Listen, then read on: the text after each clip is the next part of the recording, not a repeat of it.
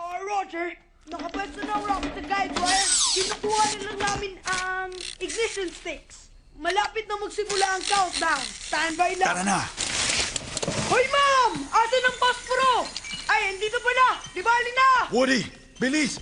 Tanggalin mo na to! Bakit? Diyan ka lang. Maaayos na ang lahat.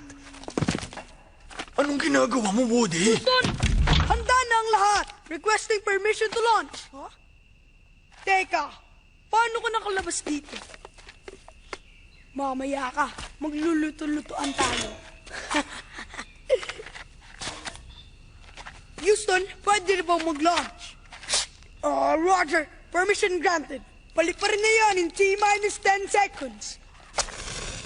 Countdown na. 10, 9, 8, 7, 6, 5, 4, 3, 2, 1! Taas ang mga kamay. Huh? Masyadong maliit ang bayang to para sa ating dalawa.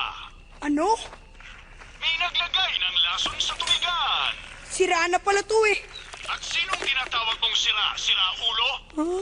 Tama. Kinakausap nga kita, Sid Phillips.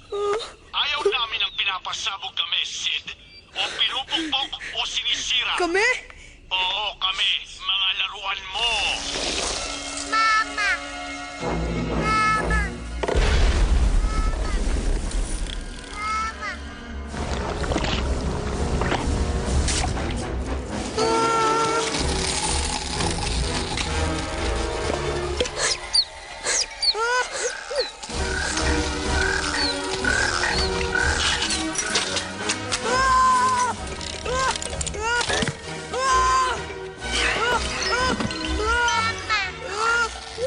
Mula ngayon, kailangan mong alagaan ng mabuti ang mga laruan mo.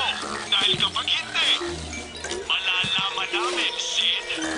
Kaming laruan, nakikita namin ang lahat. Kaya pakabait ka na.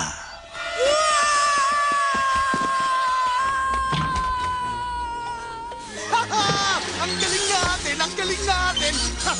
Ayos! Yung mga laruan! Boy, mga laruan! Babait naman ika yan!